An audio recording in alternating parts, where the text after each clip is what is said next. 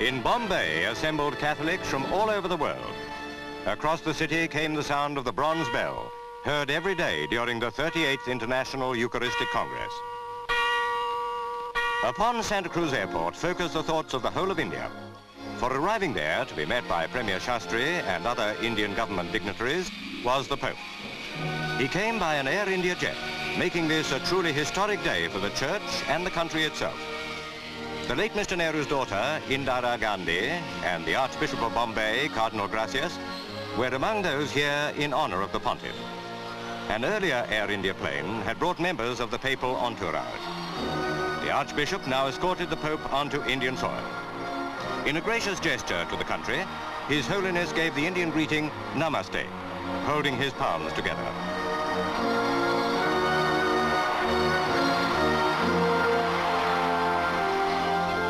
Mr. Shastri personified the invariable hospitality of India's welcome to great personages from abroad.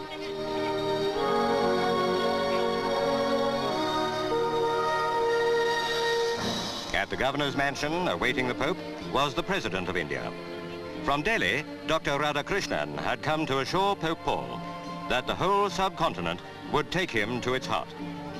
Underlining that assurance, the big crowd outside, the ordinary people of a peace-loving nation, saw in the Pontiff a servant of the King of Peace.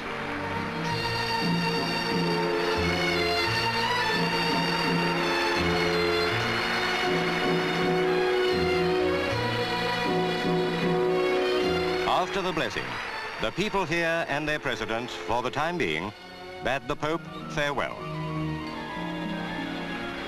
Attended by Cardinal Gracias, His Holiness prepared to drive to the Eucharistic Congress. To attend that event was the prime reason for his coming to India. Dr. Heenan, Archbishop of Westminster. Breathtaking was the spectacle of the Oval, converted for the Congress into a gigantic open-air cathedral, where fully 300,000 worshippers attending the consecration of bishops saw several initiates into the priesthood take their places.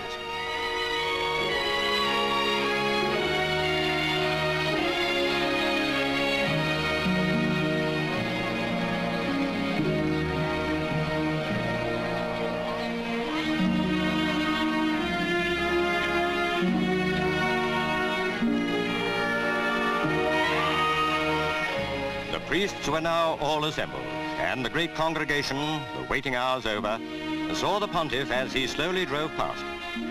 Here was the head on earth of the world's 600 million people who hold the Roman Catholic faith. He came here with a humble dignity befitting a representative of the founder of Christianity.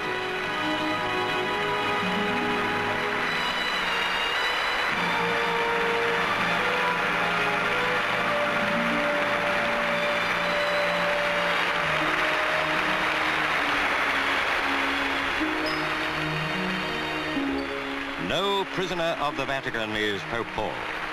At the beginning of the year, he made his memorable pilgrimage to the Holy Land. But few can then have thought that he would visit India, most of whose millions are Hindus or Muslims.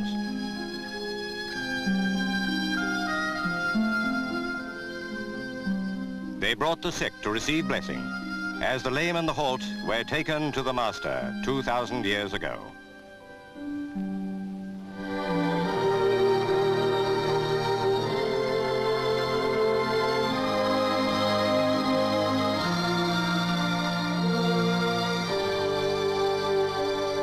Some of the afflicted may realize, perhaps in the near future, that their faith has made them whole.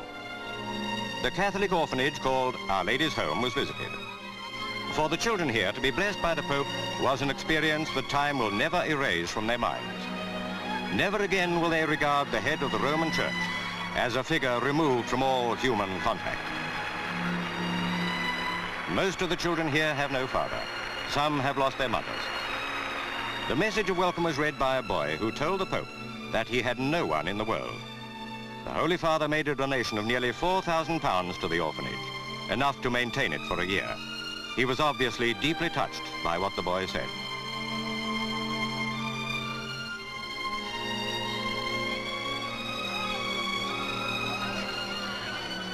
One of the Pope's last engagements in India was at Bandra, to the north of Bombay, to visit the Basilica of Our Lady of the Mount.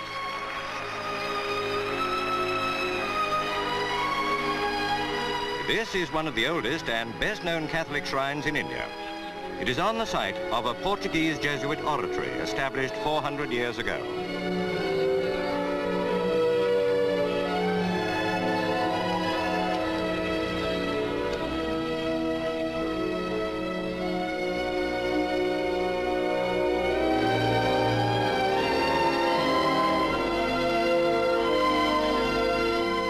Among the enormous population of India, Roman Catholics, more than 6 million though they number, are a tiny minority. Who would have predicted for Pope Paul's visit such outstanding success? Only perhaps those who have come to realize his ability to arouse spiritual devotion. It was seen in the Holy Land, it has been repeated in India. And now it was time to return to Rome, with the airport again a scene of enthusiasm.